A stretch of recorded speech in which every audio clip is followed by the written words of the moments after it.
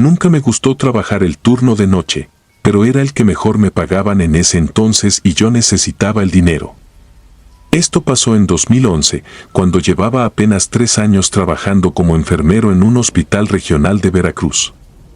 No era un hospital moderno ni especialmente grande. Tenía paredes viejas, pasillos mal iluminados y ese olor constante a cloro mezclado con humedad que se te queda en la ropa incluso después de bañarte. Ahí fue donde viví la única experiencia que, hasta hoy, no he podido explicar sin sentir que algo se me aprieta en el pecho. Aquella semana me asignaron el área de medicina interna. Era una zona pesada porque muchos pacientes llegaban en estados delicados, algunos con enfermedades avanzadas y otros simplemente esperando mejorar lo suficiente para volver a casa. Entre todos ellos había una mujer de edad avanzada en la cama 14. Se llamaba Estela. Tenía más de 80 años y estaba muy deteriorada. Su respiración era irregular, su presión subía y bajaba sin razón clara, y había momentos en los que parecía no reconocer ni a sus propios hijos. No era raro ver casos así. Uno aprende, por más duro que suene, a detectar cuando alguien ya está cerca del final. Aún así, nunca me volví frío con los pacientes. Al contrario. Quizá por eso lo que pasó conmigo me afectó de una forma tan personal. Desde el primer turno con la señora Estela, noté algo extraño. No hablo de gritos ni convulsiones ni nada clínicamente alarmante. Me refiero a otra cosa. Ella mantenía la vista fija en un rincón de la habitación, siempre el mismo, como si hubiera alguien parado junto a la ventana. A veces murmuraba nombres. Otras veces movía la cabeza despacio, como si escuchara a alguien hablarle muy cerca del oído. Cuando sus familiares preguntaban si estaba diciendo algo, ella cambiaba de expresión y guardaba silencio. 2 días después, sus hijos pidieron que fuera un sacerdote. Dijeron que su madre era muy creyente y que querían que recibiera la unción de los enfermos. Eso no era algo fuera de lo común, así que se autorizó la visita. El padre llegó al atardecer, poco antes de que yo terminara de revisar medicamentos y signos vitales. Me quedé unos minutos dentro para terminar mis anotaciones y luego me aparté, aunque la puerta se quedó entreabierta. No quise escuchar, pero algunas frases se alcanzaban a oír desde el pasillo. La señora hablaba con una claridad que no había mostrado en todo el día. Les decía a sus hijos que ya había visto a su esposo, a una hermana suya y a un sobrino que había muerto en carretera hacía años. Les pidió que no lloraran, que no la hicieran quedarse, porque el dolor de quedarse era peor que el miedo de irse. Hasta ahí, todo podía entenderse como el delirio de una paciente agonizante.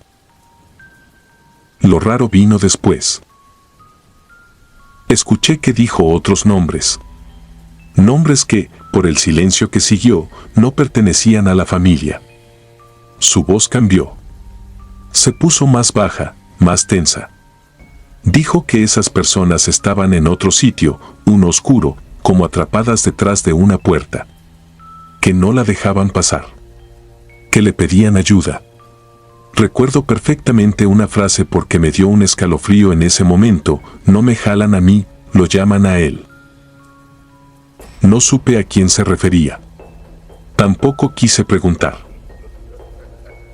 Más tarde, casi al terminar mi turno, entré solo para acomodarle las almohadas y verificar una última vez el catéter. La habitación estaba en silencio. Sus familiares habían ido a cenar algo a la cafetería. La señora Estela parecía dormida, pero cuando me acerqué abrió los ojos de golpe. No me miró como paciente a enfermero. Me miró como si ya me conociera desde antes, como si me hubiera estado esperando. Con una voz muy baja me dijo: Tomás, tu hermano sigue aquí. Sentí que se me helaba la espalda. Yo nunca le había dicho mi nombre completo. Mi gafete solo decía T. Medina. Y mucho menos había hablado con ella de mi familia. Mi hermano Iván había muerto 6 años antes, ahogado en un río. Fue una muerte terrible, de esas que dejan culpas regadas por todos lados.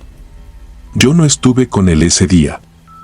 Discutimos una semana antes y la última vez que nos vimos ni siquiera me despedí bien. Desde entonces, esa culpa me acompañó siempre, aunque nunca se la conté a nadie del hospital. Me quedé inmóvil. Pensé que había escuchado mal, pero ella siguió hablando, casi sin mover los labios. Dice que no fue el agua. Dice que lo encontraron primero. No entendí lo que quería decir. Quise preguntarle algo, cualquier cosa, pero en ese momento el monitor empezó a alterarse. Llamé a apoyo, llegaron otros compañeros, se activó el protocolo y en cuestión de minutos la señora entró en paro. Hicimos todo lo que correspondía. No respondió. Murió esa noche. Lo peor no fue eso. Lo peor vino 2 días después, cuando fui a casa de mi madre, todavía con la idea metida en la cabeza. No le conté lo ocurrido de inmediato. Solo le pregunté, casi por curiosidad, algo que nunca antes me había atrevido a preguntar del todo, si estaban seguros de que Iván había muerto ahogado. Mi madre se puso pálida. Se sentó despacio y me confesó algo que mi padre le había prohibido contarme. Cuando encontraron a mi hermano en la orilla del río, tenía golpes en el cuerpo. No quisieron investigar más porque en el pueblo ya corría el rumor de que se había metido con gente peligrosa. Para evitar problemas, aceptaron la versión del accidente. Esa noche no dormí. Tampoco la siguiente. Una semana después pedí mi cambio de área, pero antes de irme revisé por última vez el expediente de la señora Estela. Quería ver su hoja de ingreso, cualquier cosa que me ayudara a entender si alguien le había dicho algo de mí. No había forma. Ni siquiera coincidimos antes de ese turno. Entonces vi una nota de valoración inicial, escrita por una compañera.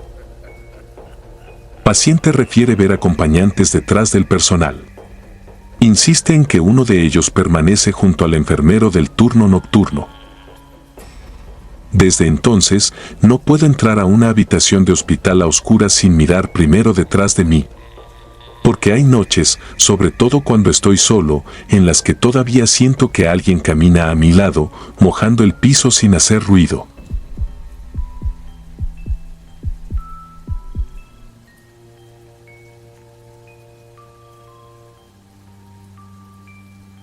Nunca me gustó trabajar en el 3er piso del hospital.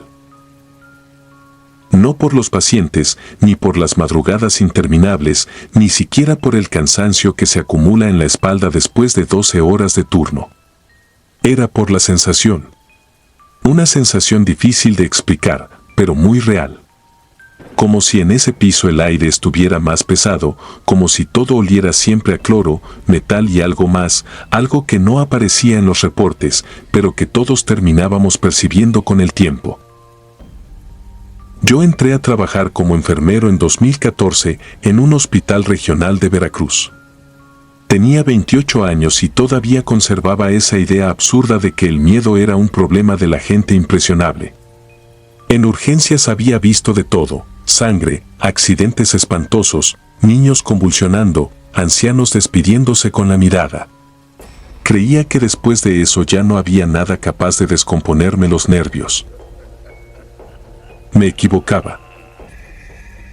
El 3er piso era de medicina interna. Muchos pacientes delicados, la mayoría adultos mayores, otros en estado terminal, algunos conectados a aparatos que parecían respirar por ellos. Ahí la muerte no llegaba gritando. Llegaba despacio, casi con educación. Y cuando uno pasa suficientes noches en un lugar así, empieza a notar ciertas cosas. La primera era el cuarto de traslado, un espacio angosto al final del pasillo donde guardábamos bombas de infusión, atriles para sueros, sillas de ruedas y una camilla vieja que ya ni se usaba.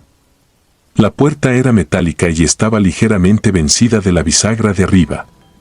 Cuando nadie la tocaba, a veces vibraba sola, como si alguien la golpeara por dentro con los nudillos.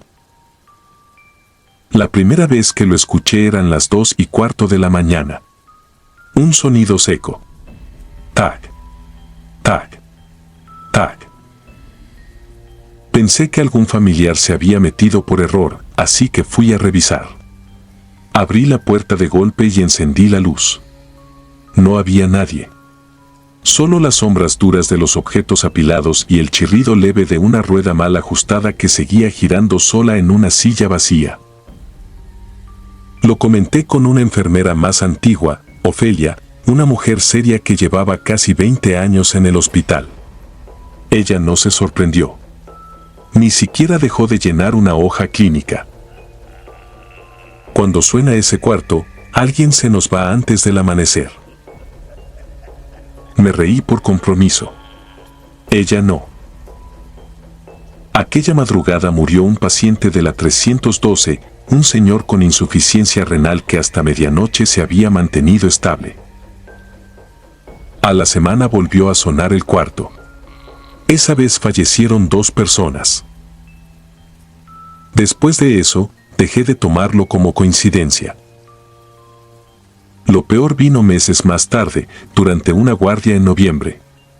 Llovía tanto afuera que las ventanas temblaban. El piso estaba lleno, apenas teníamos tiempo para sentarnos, y aún así todo se sentía extrañamente inmóvil, como si el hospital entero estuviera conteniendo el aliento. A las 3:10 escuché otra vez los golpes. Tac, tac, tac. Sentí un vacío en el estómago. Fui solo, porque no quería parecer nervioso frente a los internos. Abrí el cuarto y alumbré con la lámpara del teléfono. Nada. Pero entonces noté algo distinto. La camilla vieja estaba fuera de lugar, girada hacia la puerta, como si alguien la hubiera acomodado apuntando hacia mí. La había dejado pegada a la pared una hora antes. Estaba seguro. Apagué la luz, cerré y seguí con mi ronda. Me repetía que el cansancio le juega trucos a cualquiera, que los objetos se mueven cuando no están bien asegurados, que todo tenía una explicación. Lo estaba pensando cuando, al pasar frente a la habitación 307, vi a un hombre parado junto a la ventana del fondo del pasillo. Era demasiado alto. No sé cómo explicarlo mejor. En un hospital uno distingue de inmediato las siluetas del personal, de los médicos, de los camilleros, de los familiares. Ese hombre no se parecía a ninguno. Era delgado hasta lo antinatural, vestía algo completamente negro y parecía tocar casi el marco superior de la puerta. No se movía. No caminaba. Solo estaba ahí, inmóvil, observando hacia las habitaciones. Me quedé congelado. Pensé en acercarme, en pedirle que se identificara, pero en ese momento sonó una alarma de saturación en la 305. Entré corriendo. La paciente, una mujer con EPOC avanzado, se estaba poniendo cianótica. Pedí apoyo, ajusté oxígeno, llamé al médico de guardia y entre todo el movimiento olvidé al hombre. La estabilizamos por poco. Cuando salí al pasillo, ya no estaba. Le pregunté al residente si había visto a alguien salir por el fondo. Me miró confundido y dijo que no. Luego añadió algo que todavía me eriza la piel. Pensó que yo iba hablando con alguien, porque desde la central de enfermería me había visto caminar hacia el extremo del pasillo moviendo la cabeza, como si escuchara instrucciones de una persona muy alta que iba a mi lado. Yo no había hablado con nadie. No le contesté. Sentí un frío raro, un frío interno, como si me hubieran vaciado agua helada en el pecho. Terminé el turno con la boca seca y los oídos atentos a cualquier ruido. Esa noche no murió ningún paciente. Creí que había sido todo, una experiencia horrible y nada más. Hasta 3 días después. Estaba en archivo clínico buscando un expediente antiguo cuando encontré una fotografía atorada detrás de una caja metálica. Era una imagen del personal del hospital tomada muchos años antes, quizá en los 90. La foto estaba manchada por humedad, pero se distinguían perfectamente las batas blancas y las caras sonrientes de médicos y enfermeras. Y detrás de ellos, al fondo del pasillo del tercer piso, aparecía la misma figura. Alta, delgada, vestida de negro. Le pregunté a la jefa de archivo por la foto. Se puso seria apenas la vio. Me dijo que ese hombre no era una sombra ni una mancha. Según una historia vieja del hospital, había sido un camillero que durante una inundación quedó atrapado en el elevador de servicio entre 2 pisos. Tardaron horas en sacarlo. Murió de pie, prensado, sin que nadie pudiera ayudarlo. No quise creerle, hasta que me dijo algo peor. El elevador donde ocurrió eso daba justo frente al cuarto de traslado. Ese mismo día renuncié al turno nocturno. Inventé un problema familiar y pedí cambio de área. Me lo concedieron. Nunca volví al tercer piso. Lo más perturbador no fue lo que vi, sino lo que supe después.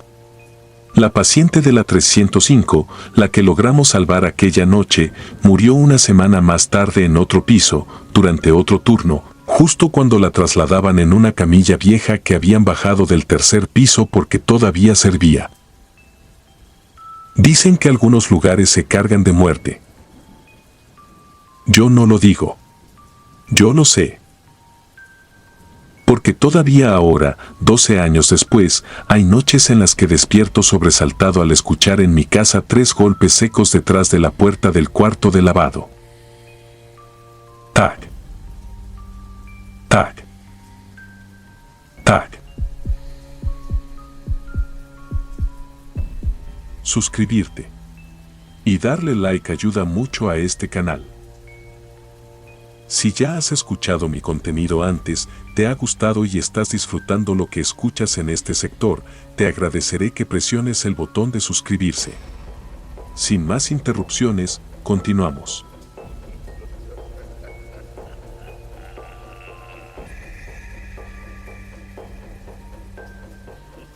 Nunca he sabido explicar con exactitud qué fue lo que vi aquella madrugada y quizá por eso tardé tantos años en contarlo. Trabajo como enfermera desde 2014, pero lo que voy a narrar ocurrió en 2019, cuando me asignaron al turno nocturno en una clínica geriátrica privada a las afueras de Querétaro. El edificio era viejo, aunque lo remodelaban por partes para que no pareciera abandonado. Aún así, había zonas donde el yeso olía a humedad, los pasillos conservaban un frío extraño y las puertas seguían cerrando con un quejido de madera hinchada, como si el lugar se resistiera a dejar entrar a cualquiera. En ese entonces yo cubría guardias de 12 horas, casi siempre en el pabellón sur, donde atendíamos a pacientes con enfermedades degenerativas avanzadas, la mayoría en fase terminal. Éramos 3 enfermeras para 18 habitaciones y a ciertas horas de la noche el silencio se volvía tan espeso que uno podía distinguir el zumbido de cada monitor, el goteo de cada suero, incluso el roce de las llantas de una silla de ruedas estacionada mucho más allá del puesto de control. Aquella semana habían programado una limpieza profunda en el ala antigua. Se vaciaban habitaciones, se desinfectaban muros, se movían camas eléctricas y biombos, y durante unas horas todo quedaba revuelto. Recuerdo que, cerca de la 1 de la mañana, me mandaron por material al final del corredor, justo donde estaban 2 cubículos clausurados desde hacía meses por una supuesta filtración. Al pasar frente a uno de ellos vi, a través del vidrio esmerilado de la puerta, una silueta blanca desplazándose despacio, como si alguien caminara arrastrando los pies. No fue un reflejo. No fue una sombra de afuera. Era una forma humana, alta, delgada, vestida de blanco. Abrí de inmediato. Encendí la luz. Adentro no había nadie. La habitación estaba vacía, sin cama, sin cortinas, sin muebles. La puerta del pequeño balcón seguía cerrada con seguro por dentro. Revisé incluso debajo del lavabo, detrás de la mampara, por simple impulso. Nada. Me quedé varios segundos inmóvil, sintiendo una presión rara detrás de los ojos, hasta que decidí callármelo. En esos lugares, cuando uno comenta algo así, la historia se deforma demasiado rápido. A las 3 de la mañana me tocó hacer rondines. Siempre odié esa hora. Ni siquiera por superstición, sino porque era cuando más fallecimientos nos tocaba registrar. En la habitación 12 estaba la señora Elvira, una paciente con insuficiencia múltiple, muy delicada desde la tarde. Teníamos indicación de vigilar saturación, respuesta pupilar y cualquier signo de agonía. Yo llevaba la bandeja de medicamentos cuando escuché un grito. No fue un gemido ni un llamado. Fue un alarido seco, corto, desgarrado, como si alguien hubiera despertado de una pesadilla justo en el segundo exacto de la muerte. Corrí a la habitación. La señora Elvira estaba completamente inmóvil. La toqué en la frente y sentí un frío imposible, un frío que no correspondía a alguien que acababa de morir. La piel tenía esa dureza inicial que yo ya conocía demasiado bien. Miré el reloj del monitor de pared, 3:07. Pedí apoyo. Llegaron mis dos compañeras, Leticia y Norma, pálidas. Antes de que yo dijera nada, Leticia me preguntó si el grito había salido de ahí. Cuando le dije que sí, vi en su cara algo peor que el miedo, reconocimiento. Las dos lo habían escuchado también, desde el control de enfermería, y las dos juraban que venía de la 12. Ningún otro paciente se despertó. Eso fue lo primero que me dejó intranquila. Lo segundo vino una hora después. Uno de nuestros pacientes más lúcidos, don Julián, me tomó la muñeca mientras le ajustaba la cánula. Me habló en voz muy baja, con esa seriedad que tienen a veces los ancianos cuando saben algo que uno todavía no entiende. Me dijo que el hombre del pasillo ya había vuelto, que llevaba rato asomándose a las puertas, buscando a la enfermera nueva.